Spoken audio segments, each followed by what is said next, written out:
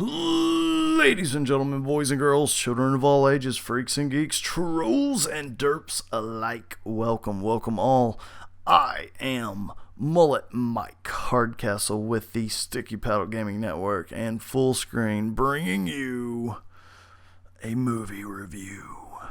That's right, I used to do movie reviews on this channel. There might even accidentally be one or two left from a few years ago. But basically, I saw Star Wars Rogue One, and I have a hell of a lot to say about it. Now, this is my spoiler-filled review of the movie. So if you haven't seen it yet or do not want to be spoiled, then be sure to check out my spoiler-free review that I have up on the Sticky Paddle YouTube channel right now. It's okay, I'll give you a minute. Here, I'll even put a card up. There. Even if you have seen the movie or just don't really care about spoilers, I still suggest you go watch that video first before watching this one. There just might be something that I cover in the spoiler-free review that I don't cover in this video. That being said, let's talk about some Rogue One spoilers. Okay, so in my spoiler-free review, I did pros and cons. But in this video, since we are discussing spoilers and we're going to talk about all the nitty-gritty, we're going to do a like and dislike system. For example, here's a big like, is Vader's final scene. Holy shit, was that awesome. It's what we've always wanted to see from Darth Vader. As a matter of fact, I think it's what a lot of people expected to see in episode 3. Vader absolutely kicks ass, and it's awesome. Major highlight, and I'm sorry, but this scene totally steals the show for me.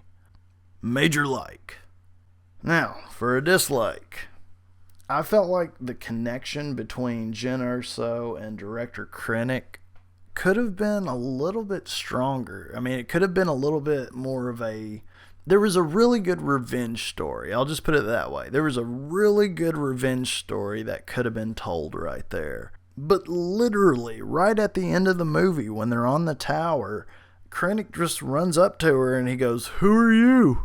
I'm sorry. I mean, I know she at least saw him at the beginning of the movie and there was all that tension with her father and stuff, but at the same time, I felt like they could have met more throughout the movie or at least had an exchange or two just to make that final scene more impactful, I guess.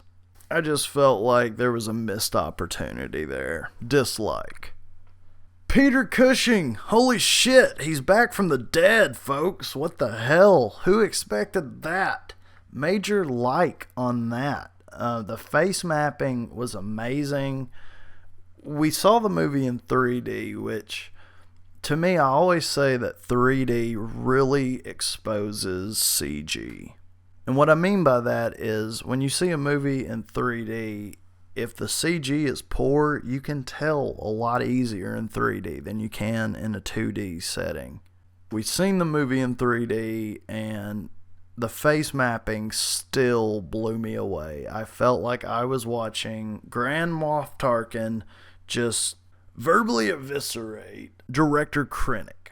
It was awesome. Being an old Hammer horror movie fan and being a fan of the original Star Wars A New Hope, it was really cool to see this. The same could be said for Princess Leia at the very end. Big thumbs up. Here's a dislike I had for the film. They all die. Have I mentioned this is the spoiler episode? Yes, I knew they were all going to die. I mean, let's face it, it was kind of already said and done that they were all going to die. We kind of knew they were all going to die. It was a suicide mission after all. But that was part of the problem of why I couldn't get invested in these characters. If they were built for a trilogy like other Star Wars films, it would make sense and I would want to get invested with them, even if I knew they died in the third film.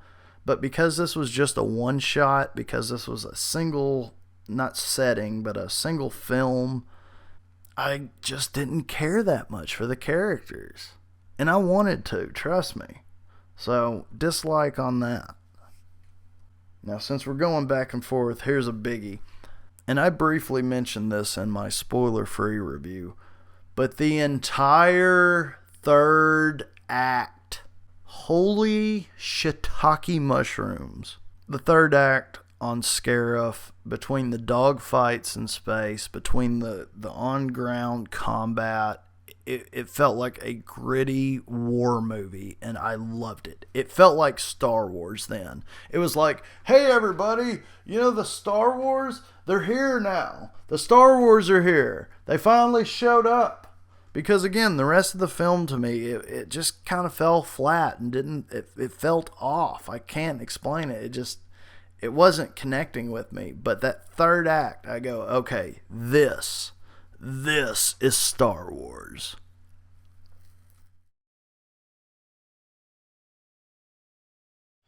Poor Jyn Erso.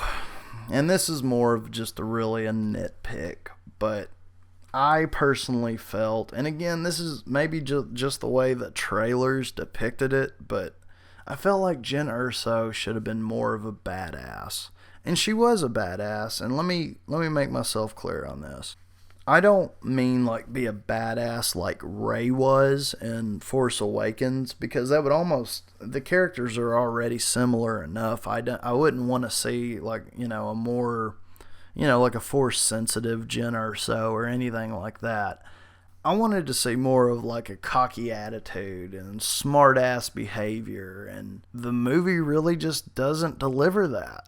There's a few lines at the beginning in the first act that we do see and hear in the trailers. And then there's one part where it's like, I stole a blaster. Oh, I'm such a bad person. I'm such a rebel. I'm such a rogue because I stole a blaster. And then that's it. Then after that, she's just a big sweetheart. She's just a big lovable teddy bear. It just kind of contradicts what was originally pitched to us, I feel like. At least in the trailers, anyway.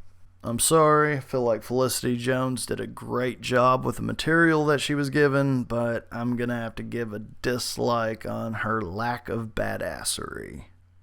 Now, we all know that the movie said that there will not be any Jedi. Director Gareth Edwards obviously wanted to make a big departure from the rest of the Star Wars series. So before the movie was even out, he publicly announced that this movie would not feature any Jedi. But I've got 2 words for you. Donnie Yen. I love his portrayal of a blind Force sensitive.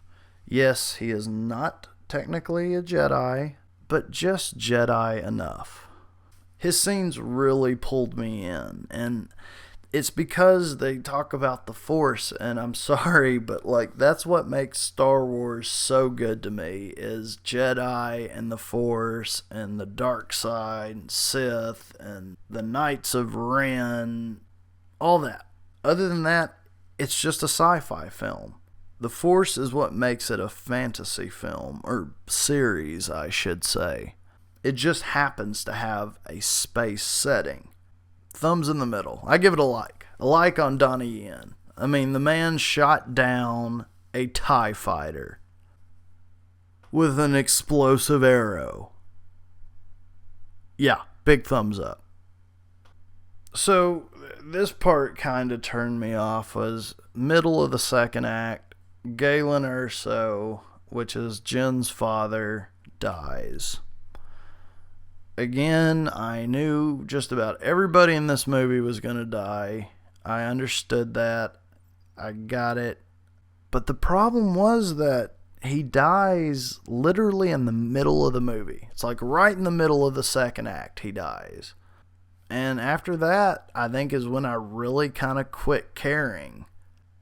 It was really kind of interesting to see if they were going to like capture or kill Jyn Erso. You know, that was kind of the tension that was building throughout the movie. And then just right there in the middle, I was no longer emotionally invested, if I was emotionally invested at all to begin with. Thumbs down. Okay, so I'm lying a little bit. In the final scene, K2SO sacrifices himself in order for Jyn to get to the radar. I said I wasn't emotionally invested, but I gotta admit, that was a pretty well done scene. That was pretty heartfelt. I gotta give credit where credit's due on that one. So, thumbs up. Anything with K2SO, it was awesome. Alright, and I guess for my final dislike, and I'll wrap this video up here, I hope I've been fair enough by going back and forth between likes and dislikes, because, again, overall, I enjoyed the movie. I don't want it to come across like I just totally hated it. If anything, these dislikes and my cons and my pro and cons list from my spoiler-free review are really just nitpicks. I mean, overall, I enjoyed the film. It's a Star Wars movie, and it was better than the prequels. So, that's all I can really ask for. But that being said, my final dislike is, I guess, really, this story just didn't need to be told. I'm sorry, but it didn't. I mean, go watch the opening crawl of episode 4, and the first 2 paragraphs really say it all.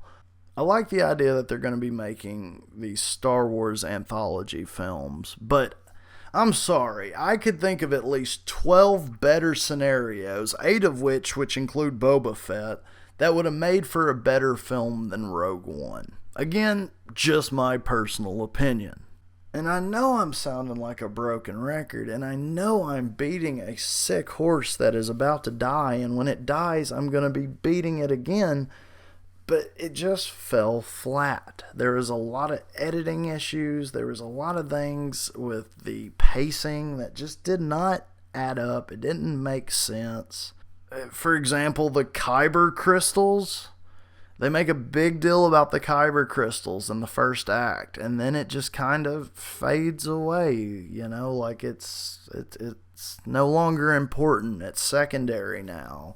And I guess the biggest disappointment to me was that there were really no big revelations told in this.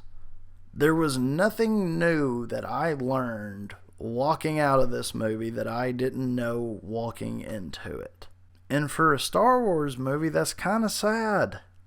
You almost expect, and I don't mean like a twist ending, but there are major plot points that happen that are supposed to be a surprise. Again, this being a spoiler video, I'm just going to assume you've seen all the other Star Wars films, but like in Empire, I am your father, you know, or like in Episode 7, Force Awakens, again, spoilers, Han Solo dies.